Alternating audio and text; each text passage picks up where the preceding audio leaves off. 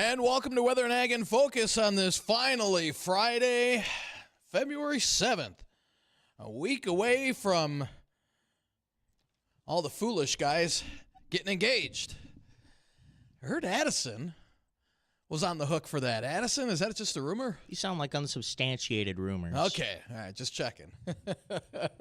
I'm Chief Meteorologist Dean Wysocki along with our Ag Director Bridgette Readel. And, well, Bridgette, we got a little snow, a lot of wind yesterday. I was just got back from Barnesville, was out at a co-op giving a talk out there about the LRC. And boy, oh boy, just driving out there, you could see the topsoil erosion in the drifting of the snow. Just absolutely incredible. Well, with some of those sustained winds we've been having, not terribly surprising. And we've had some guests recently. If you remember, Craig LaPlante was in just within the last 2 weeks, and he talked about the dollar value attributed to that when we see those soils blow. Normally, we have a lot more snow cover, and so we would not necessarily have the situation we're currently in. But when you don't have snow cover, and again, what did we have yesterday? 30, 35 mile an hour winds? Oh, no, they were up to almost just under 50, 45 plus. Yeah, it was. So, that would have been rough. Once we get a decent snow, 3-4 inches, but then the wind blows it all off. So, but there is more snow in the forecast. In fact, winter weather advisories are in effect right now, south of the 94 corridor. Some indication that those may be lifted a county north to include areas from Fargo, possibly out to Jamestown. We'll wait and see how that pans out, though. Right now, there's a little light snow on radar currently from Ellendale towards Oaks. Some of that not reaching the ground, but the stuff around Ellendale, little enhancement on radar. So it does appear that is reaching the ground. Some of it's graupel as well as the atmosphere saturates at the lower levels. So we're going to start seeing a little bit of that light snow developing this afternoon, mainly in the far southern valley. But again, that's moving northward, and we'll continue to see the snow chances increase overnight tonight, again, mainly along and south of 94. So we're looking at that coming to an end by 6 tomorrow morning. Now, total snowfall right along the 94 corridor, probably 2 to 3 inches. Some spots might get a touch more than that, maybe up to 4, but I think that's going to be pushing it. Areas just north of the 94 corridor, not much at all. I mean, there's a sharp cutoff in this snow. While you go south of the 94 corridor, where the winter weather advisories are in effect, they could see 4 to 6 inches of snow down in the far southern part of the state and stretching over into southern lakes country, let's say Alex, southward from there. So again, we're looking at another snow event. Now, the good news with this is this snow won't have the strong winds that we had with the last system. Now, if you're going down into South Dakota, the winds are going to be stronger down there, so you might run into a little more travel trouble down into South Dakota. But for our area, tomorrow, probably north at about 10 to 20. So, again, far cry from what we had yesterday. So hopefully we can get some of that snow to settle onto the fields without blowing off. And then the weekend is quiet with temperatures in the teens, but next week we've got a shot of Arctic air and dangerously cold air coming in early next week with wind chills between 30 and 45 below to start off next week. So keep that in the back of your mind if you're doing any traveling tonight. Once again, winter weather advisories to the south of the 94 corridor. Those may be extended northward as we head into the afternoon. Our latest models are trying to move that just a little bit north, not by much, only by like 20 miles, but that could make a difference and make conditions a little worse along that 94 corridor. So once again, be careful out there. And as folks are seeing changing weather conditions, you can certainly let us know. We would be curious to see what's happening. If you talk about South Dakota, we all know about the legend of Summit and how it's never great there. I swear it's been an absolute snowstorm in July. So keep your eyes peeled if you're heading down I-29. You're going to be in the Summit, South Dakota region. And today's weather brought to you by Ryan Bonesack with Equitable Agri Finance. They provide long-term fixed rates for farmland financing. Here to help you as a farmer and a rancher. Please give Ryan a call at 701-261-6529. He would be happy to work with you and especially going into this 2025 production year. Well, it's the Super Bowl weekend. It is. Have you bought your groceries?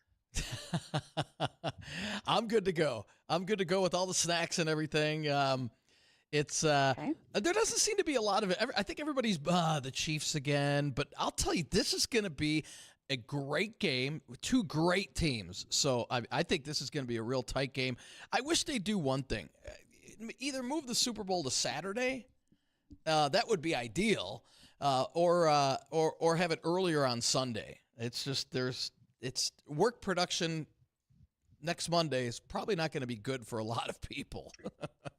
Well, let Roger Goodell know what needs to be done to upgrade with the NFL, but I'm pretty sure all the advertising and channels are going to say, sure, Yeah, whatever. right, But exactly. nonetheless, Super Bowl pricing on foods. We're worrying about that because there aren't exactly a lot of us going to the game. And I found this fairly interesting.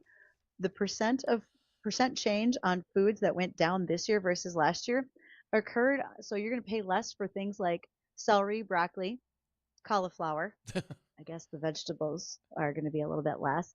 Actually, potato chips, because there has been more potato production and a better supply. Potato chips are easier to find. Shrimp and frozen pizza, as well as salsa and tortilla chips. Those prices have dropped anywhere from 8 to 1%. What has gone up, surprisingly? Onion flavored dip. Some of you must be real fans of French onion. Wow. Then also the price of beer, prepared carrots, because who wants to peel and cut carrots? We're just buying it by the bag now.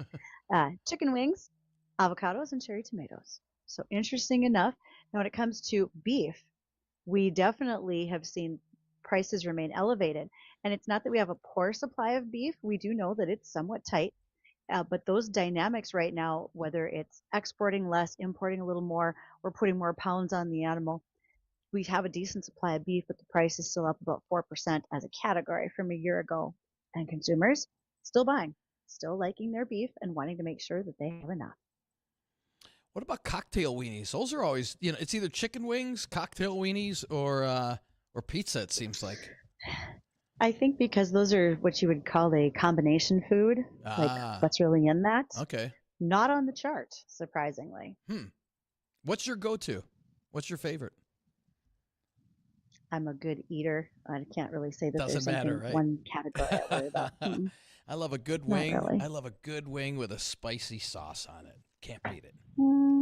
It's kind of whatever you need to have happen. And don't forget all of those dairy products. That just means you get more of your milk. So actually for the dairy category, this is a great weekend because you're all looking for more cheese on your pizza, cheese-based snacks, sour cream, topping a lot of things, blue cheeses or homemade ranches. So there's a lot of dairy products being consumed too, which, interesting enough, only 16% of adults in the U.S. drink milk regularly.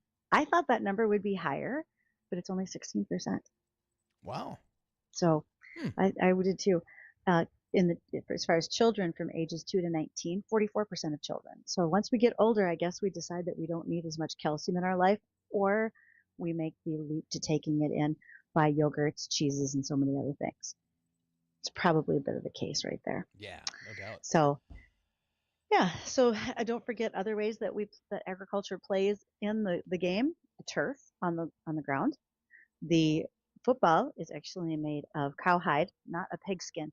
I always find it interesting that we call it the pigskin, and I think at one time it was from hogs, but now it's pretty much, all cows invested in the Super Bowl. So, I've had a fan already say, "Go Eagles." I don't have a dog in this hunt, so whatever happens, yay. We'll see how it turns out. See, I've got Eagle fan friends, and I've also got a lot of Chiefs fans. So, yeah, it's and Bridgette, we just got an update. Just like I was talking about, have a funny feeling that the winter weather advisory would be kind of pushed about a county north. So they have just included the 94 corridor. That does include the Fargo-Moorhead area. So they just put us under a winter weather advisory for late this afternoon through Saturday morning. So plan accordingly if you're doing Excellent. any traveling. So, Absolutely. about 2 to 5 inches of snow is expected. So, well, like I said, we need the moisture, we need the snow, and talking to the co-op guys out there today, they were pretty intrigued by how the LRC works. They wanted to know kind of like what the spring was going to hold and all that good stuff. So, if they're listening, want to thank them for having me out there. It was a great talk, and it's always fun to educate about the LRC. Love to do it. Absolutely. Speaking of educating, we'll be doing that when our guest arrives, and that'll be after the break and back into our next segment. And that is Ian Hall. He is with Aigen, AIGEN. And we're going to talk about robotics and AI and how that's actually already being used right here in the Red River Valley. We'll talk about the tech behind it, the story that they have as to how this happened, and they're helping to reduce labor costs and so much more. I've seen this in operation. The only way to really describe it is it looks like a coffee table with 4 legs that can walk all by itself. And it sort of followed me around at FarmCon, like in the lobby. I noticed it was everywhere. So I can't wait to find out more about it from Ian, and we'll do that after we pick up the markets from the American Ag Network, and we will be back.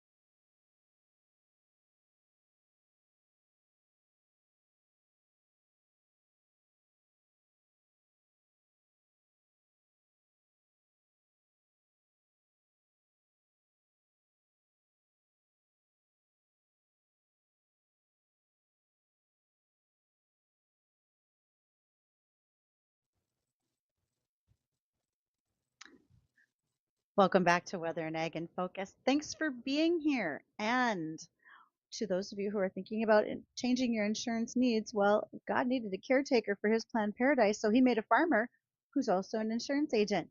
Have a chat with Nate Thorsroot, owner and family farmer near Grandin, North Dakota. His insurance has roots right here in North Dakota because he understands what farmers need because he is one. So you can reach out to Nate, experience since 2004 in insurance for crop and hail, you can give him a call, JLA Insurance. Talk to Nate at 701-371-0311. Our guest today is Ian Hall. He is with Aigen, and we want to talk about AI, robotics, and so much more. Ian, how are you? Please introduce yourself. Hi, Bridget. I'm doing really well today. How are you? Great, thanks. So, Good, good. what's your background? Yeah, my background's professionally has been in production ag technology for the last 7 or 8 years, but I've kind of got a mixed background of entrepreneurship, a decade in the service industry before that, and then trying to figure out how to do on-farm technology as much as possible. So I got my college education at the University of Nebraska-Lincoln, studied ag econ, political science, and agronomy. Didn't really know what I wanted to do with that. So out of college, I rented a single acre from my grandma up at the family farm. Decided to grow watermelons and squash because I didn't know how to do the post-processing stuff. And those things are come with their own packaging, which was easy and nice. And then over that 4 years, I took that 1 acre. Me and my dad took that 1 acre and got it up to 7. We participated in direct-to-consumer produce sales, grocery stores, warehousing, wholesale, all that good stuff. And then COVID came around, and that all changed. And I thought one of the things that isn't going away anytime soon is commercial technology. But one of the big Mhm. gaps that I saw on the farm in our neighborhood and then kind of across the country was on-farm technology adoption, and then what it means in the future. So what does it look like to go from where we sat with technology in the late 2010s to where it's going to go in the next 20 years, and thought technology would be a really good place to go. So I got an internship with Farmers Edge right at kind of that time frame, and then I started working for a company called Grainbridge, which was a joint venture between Cargill and ADM, doing grain marketing software. And then we got acquired by Bushel up in Fargo, and I started doing that same or similar thing with the team at Bushel for the last 4 years. So really thinking about on-farm technology, what does it look like to have basically all of your farm finances, profit and loss in your pocket, and then how do we digitize those transactions? And then as of October, I've been working with Aigen, so thinking about something completely different, completely new, but something I'm really excited to talk about today and hopefully bring to the market and help expand the market, which is edge AI and robotics, so that we can supplement or augment the need for large sprayers, tractors, and then labor crews as well. I'm so glad you said Aigen because I realized I had been pronouncing that just a little bit wrong. So thank you, Ian. I appreciate that. Yeah, no problem. Yeah, it's AI Okay, generated technology is where that comes from. So thank you. That was going to be my next question. How do I need to remember that? Now I will. yeah. And you've got this operating right up here in the Red River Valley. So how exactly did Aigen decide this was a great test site? And talk to me about what you're really doing working up here. Yeah, absolutely. So, kind of the litmus test for any robotics in ag recently has been orchards, vineyards, and specialty crops. And so, the founders of Aigen decided that row crops is a bigger market. It has more herbicide usage and herbicide resistance, and then there's a ton more acres, right? So, instead of centralizing um, the efforts of the company into, let's say, one or two valleys on the coast, getting into broad acre crops, corn, soybeans, those are really saturated markets with, the embedded seed and crop protection companies. And so we thought it'd be a good idea to get into something that's more of a beachhead and not a whole front, which is the Red River Valley. So it's a really awesome place to work with innovative growers, a collaborative community, and a more of a high value crop in sugar beets than it is in kind of broad acres across the country. So we identified the sugar beet as a crop that needed help with not only herbicide resistance, but alternatives of mode of action. And so putting the robot and the fleet of robots into fields where there are limited herbicides to begin with, and then the resistance to those herbicides that are available is high, seemed like a really good idea. And so our last season, we worked with 3 growers in the Red River Valley, covering a little bit over 400 acres, with a fleet of around 50 robots at any one time. We'll return with a second generation of our fleet this season, into those same 3 customers. And then we're looking to expand into kind of an adjacent market, which is soybeans in the near future. The Red River Valley, Cass County specifically, produces quite a few soybeans. And so it's a good next step to get from sugar beets to soybeans in the next couple of years. There really is. And when you talk about resistance, we have some active ingredients in the herbicide realm that do have resistance to them. It's not everything yet, but we want to prevent that. And so I see this as more of a preventative than a reactive situation, because if we can do something differently on the front end, that prevents us from having disastrous situations on the back. Now, sugar beets make sense because of the rows. There's space in between the plants in order to get out there and do a nice job of handling that weed control. Sometimes soybeans aren't in rows, they're a little more solid seeded. Can your robot handle that type of a situation? Will it be able to identify the difference between what's a weed and what's a growing crop? Yeah, that's the really cool part about all the edge compute and the AI that goes on with the what we call our perception units on the robot. So right now we are row based. So if you were to drill in like a 7.5 inch drill, I don't know if it would be the best way to look at weeding with a robot at the moment. But the way it works right now is basically any row spacing bigger than 15 inches and smaller than 60 inches, we can move any one of the 3 arms or all 3 of the arms into the area, either between the rows or in the row, in order to get to the weeds. And we use an onboard camera system to detect the weed versus the crop. We have a model that sits in the compute board on the robot that handles each arm independently. And then as we identify how many weeds there are, how big they are, and how close they are to the crop row and the plants within those rows, we can move the steel that's at the end of the arm to eliminate the weeds very precisely, as opposed to like a broad acre cultivator or even a hand labor crew would have to use kind of broad strokes to get in there. But we have really good crop detection techniques, weed detection techniques, and then we can decipher between the two and move the arm where it needs to go to detect to get the weed out before it gets too big or is too competitive with the crop. Well, competitive is certainly going to take away from the yield, but before it's too big, that's a great point, because if you let something go, it's not exactly easy to get those out of there. I've had to use a little extra force, you might say, when pulling some weeds in a field. And we want to talk about that and so much more, and especially the adaptation rate that farmers are seeing right now with more AI and where that's going to go. So we're going to return and have this continued conversation with Ian Hall.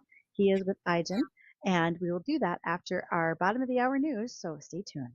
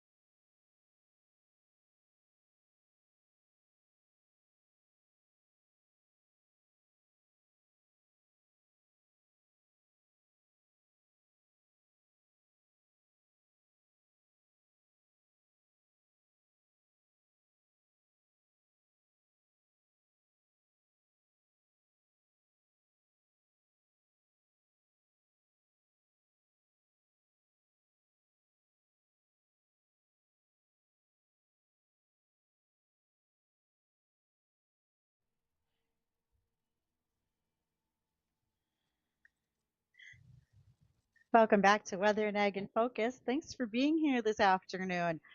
It's a great day to catch up on news and weather in agriculture because here we are on the Super Bowl weekend eve, and you just never know what kind of fascinating tidbits you might need about how ag relates to the Super Bowl. And we're going to talk about robotics as well.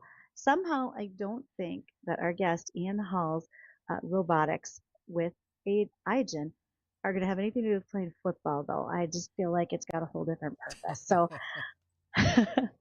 Ian, when you think about farmers and changing what they do on a daily basis, we've gotten so much better. We use auto steer. We have things like John Deere ops and the command centers in our tractors and equipment.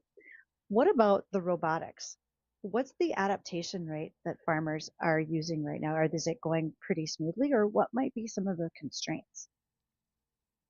Yeah, I think it's still really early, to say the least. We see a lot of prevalence in robotics on the coast, vineyards, orchards, specialty crops, see the bulk of the automation.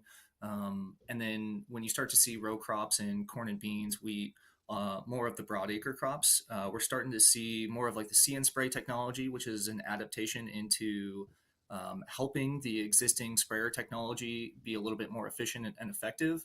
And then from on an automation space, we start to see a lot of the drone technologies are inkling towards automation, flying objects or even objects at high speed, like a Tesla self-driving car, isn't generally trusted safely quite yet. So it's still very early.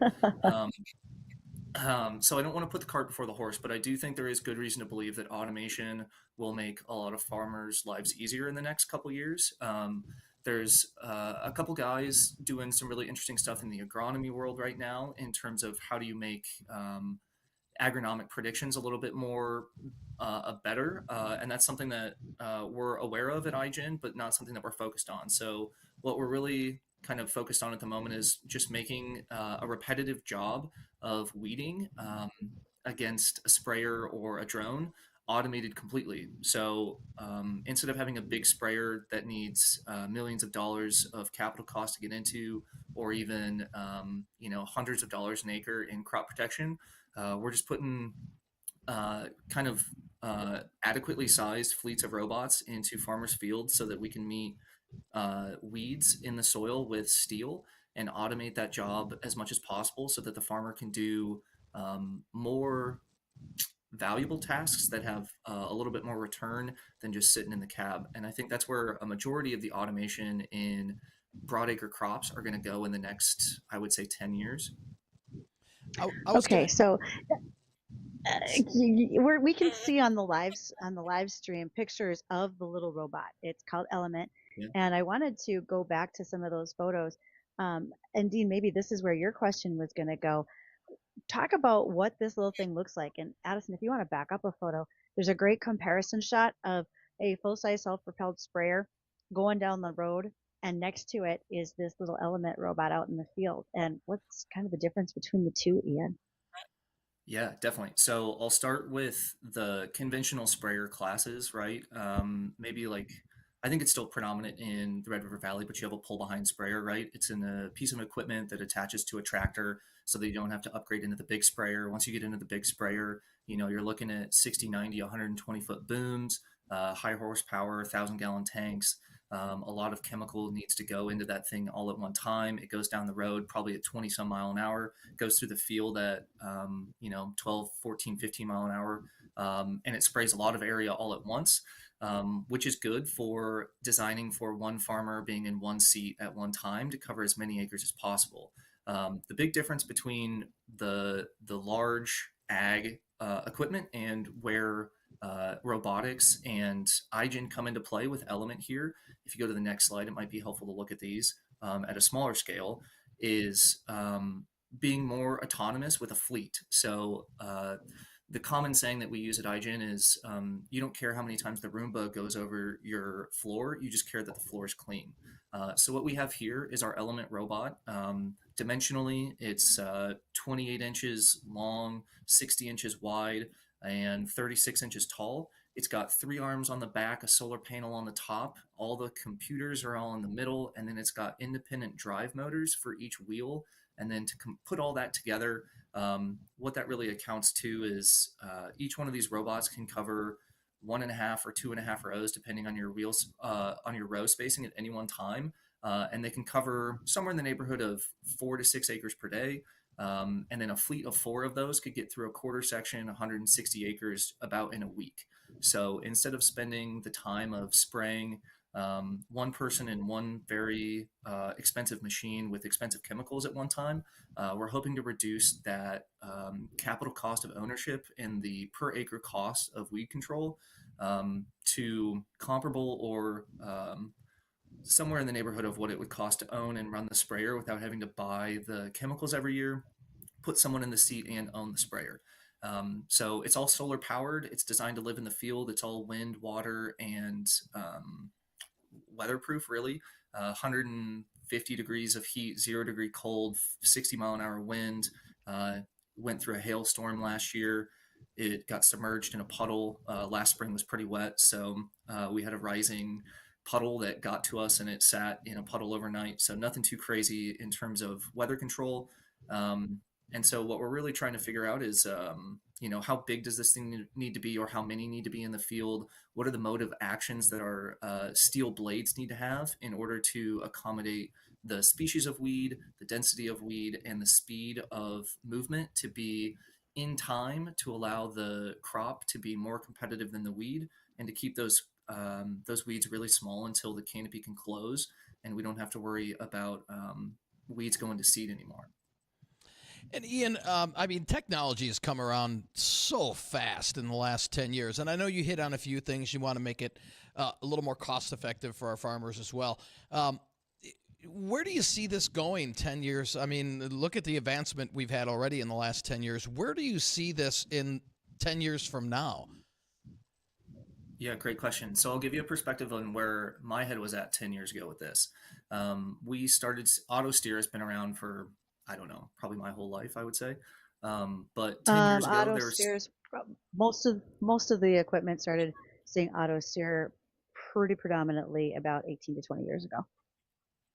yeah, so the majority of my life. And so 10 years ago, right, we go from Minneapolis Moline tractors in the 30s and 40s, 50s, up into the modern kind of designs of tractors in the 90s, 2000s, and then we get into auto steer, and that's awesome. And so in the middle of the 2010s, we started to see retrofit technology for RTK and visually guided smaller series of tractors. So on our family farm, I was trying to convince my family that we should get a retrofit for our 4020 and put that into play so that we could have one tractor always doing something, whether it was, night or it was the farthest field away from the shop, right?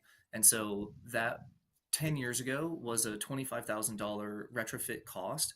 And now in 10 years, I see kind of that same progression away from individual tractors, but automated machines that do the job for you. So every job that's vital for a farm to be productive, we think about weeding, planting, fertilizing, irrigating, probably not so much, and then probably not harvest quite yet. But in my book of dreams, in 10 years, I would love to be able to see either one suite or one piece of equipment or many pieces of equipment combined together to be able to automatically detect and control weeds, plant precisely, and then fertilize in time at the right rates based on in-field conditions using IoT devices to make the right application of the right amount of seed and fertilizer so that we can optimally use the dollar that the farmer is either borrowing or has to make an optimal return on that investment. A lot of farmers put in a lot of capital cost into high rates of ownership. And I see, as opposed to one of those machines being prevalent on the farm, I would like to start seeing, 10, 15, 20 of these smaller platforms that are designed to do one job specifically, do them when they need to be done and very precisely so that we don't have a lot of waste. I see what you're doing with I'm watching the video as well, and I'm seeing what some of these tools look like. And if we can back up, there was a video or a photo there of the row of the field, and it had little green boxes around the plants that should be staying. You can tell that that's the Mhm. plant you want, and little red boxes around the ones that you don't want there. And that's literally what your element sees in the field, correct? Yeah, that is exactly right. It uses what's called Edge AI, so it does all the computing on board of the robot while it's moving through the field. It detects where the weeds are, it detects where the crops are, and then it actuates the arms on the back to put the steel into the soil and remove the unwanted plants that we call weeds. So very low latency. It moves rather quickly in the field. It can detect millions of objects every second, and then it can decipher what needs to happen based on that. And so we're collecting the data, and then we're doing something with the data, which has kind of been one of technology's downsides for the last few years. Is we have all this data, but what do we do with it? And we're putting that Mhm. into motion, being able to detect what it is, understand what it is, and then do something with it in real time, all on board this uh, nifty little robot. What's the lifespan on that robot? Because you said it could literally live at the field. It can live through all weather, and so after it's charged itself or so forth, it can take off again. How long can it actually process without having to have replacement parts, that type of thing? And what if it's muddy? Does it get stuck? Yeah, I'll start with the muddy part first because I think that's very applicable to the Red River Valley. It weighs 130 pounds and it's got independent drive motors on each one of those wheels. So it glides over the top of the mud. Last year, being a really wet spring, we stayed out of the field until we knew we were okay. We do see a little bit of mud buildup on the tires as it gets wetter and wetter, but from a comparative standpoint to a sprayer or a planter or a tractor in general, you're going to be able to get in the field a lot sooner. So that's an advantage for sure. And Hmm. then the lifespan of all the parts that we have on board right now, when the units go out to the farm, we expect them to last for 8 to 10 years. So everything's top of the line, high quality, sourced in the U.S. if we can. Otherwise, we 3D print the plastic parts, and we make sure that everything's made of really high quality materials so that the product that we're putting into the market is reliable and it's able to live in that field for as long as that season can exist. Do I think the equipment should live kind of in the wood row like a lot of old equipment does on the farm? No. It's got electronics in it, so freezing temperatures are going to be bad. The batteries on it aren't going to love negative 40-degree North Dakota winters, but as long as the plants are in the field, I think there's a really good reason to believe that the robot can be in the field with the plants. True. And what's the what's the height restriction? Because I see it right now on video. For those who are watching the live stream on Facebook, YouTube, and Acres TV, you can see Element out in the field. Those sugar beets look like they're probably 5 to 6 leaf. So, what's the height that of maximization before Element is having trouble getting through the field because the plants are too big? Yep. So in this picture specifically, those are just about 24 to 26 inches tall. And we knew that would kind of be our end of season for us, which is fine. The clearance that we have on the Gen 1 robot right here allows us to get into sugar beets for canopy closure, which is roughly 45 days after emergence, which is great. After that, weed pressure is usually pretty low, especially if you can stay on top of them and you don't have many of them going to seed. We're coming out with a Gen 2 model this season with another foot of clearance, another foot of width, and adding a third arm. So we will have the ability to stay in the field a little bit longer. But we do know that once crops get to canopy, that is usually a good sign for weed competition with the crop. Um, the one the one plant that you can't really compete with in terms of height is corn. So that's still an unknown, but we do feel confident with crops like soybeans, sugar beets, and cotton that we can stay in the field for roughly 40 to 50 days to make sure that we have clearance. We can see the weeds at the bottom of the seed bed, and then we can actually move the arms in there without damaging the crop. When you think about this little machine being out in the field for farmers to use, you mentioned you have three that are already on board and giving it a try. Do you Mhm. anticipate that they will expand their acres with it this year, or will there be more farmers who have stepped up and said, I'd like to try this in some of my acres? Yeah, the farmer sentiment in the Red River Valley has been really productive so far. The three farmers that we were with last year have signed up for another season. So that's awesome traction for us. We're going to be giving them the Gen 2 model that we're coming out with this spring. It should be a little bit more productive for them. And we're also introducing a new mode of action. So in high density weeds, striking at weeds isn't necessarily the best idea. So we're introducing a sweeping motion. So imagine one of those arms going in between each row early in the season to compete with small weeds that are high in density. And then as those weeds get bigger, striking at them in kind of like a more classic hand weeding technique. And I do Sure. think the acreage will increase.